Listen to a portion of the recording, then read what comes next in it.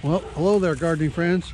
Here it is. It's like a couple days before Thanksgiving here in Zone 5, Illinois. And it's really nice weather out. I'm going to do a little bit of yard work just because it's so nice out. Maybe just trim a few branches off of this tree here. And then I'm probably will rake up a few leaves or something, put them in the garden. You can't have too much organic matter in your garden. That's really great for the soil.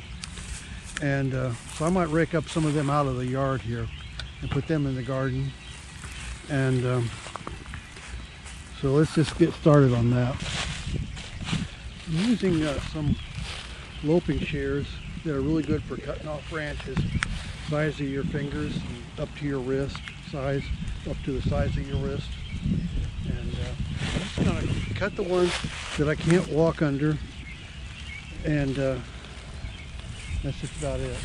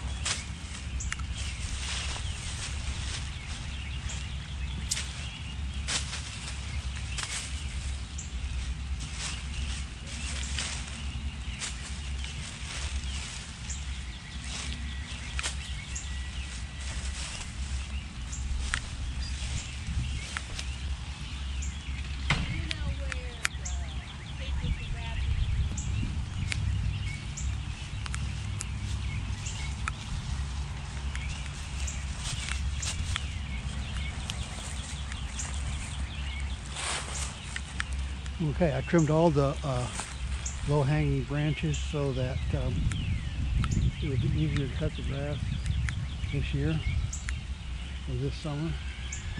It's easier to do when you can walk in the flower bed to do it. So I think now I might rake up a few of these leaves and take them back to the garden. Here's a really handy thing I do. The hose is there out of the way, but this is an old mailbox that got broken off at the ground level. So I just buried it here beside the house where the postman won't use it. And then I just use that. You can see I got hoses on the top of it. And then inside I keep garden tools so they're handy to the yard, so I don't have to walk clear around the back to my shed or my workshop to get the garden tools out. So that's kind of handy. Good use for an old mailbox that can't be a mailbox anymore. But what I'm going to do here is these are flowers that bloomed last year in this flower bed here. And so I'm going to go around and cut the flower heads off. Like these are zinnias. So all you have to do is cut the flower head off, and then I'll break them apart just by rubbing it between your hands. And then in the garden next spring, I'll just plant them in a row with the rest of the vegetables. Some of these are marigolds. These right here are marigolds. You can kind of see that they're still kind of yellowish. I know that marigolds and zinnias will work just fine. I might take up some other of these seed heads or flower heads just to see if they work. But I know marigolds and zinnias will work. So here I'm going to show you how I do this.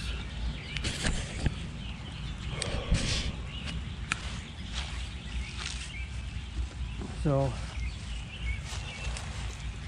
I've just got these cutters here, and here's a basket. I'll put them in, and the basket has holes and everything on it.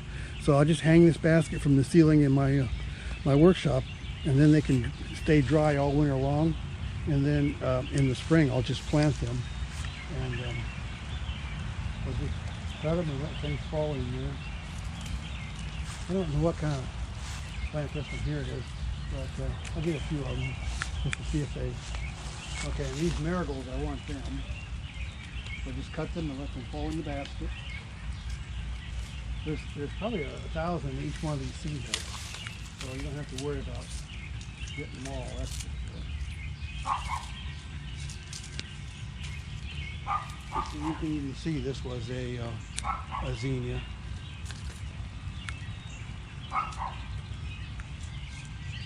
Just cut them off. Cut them over here. These are zinnias too. We just lost all the feathers. These are marigolds. I just plant them all together.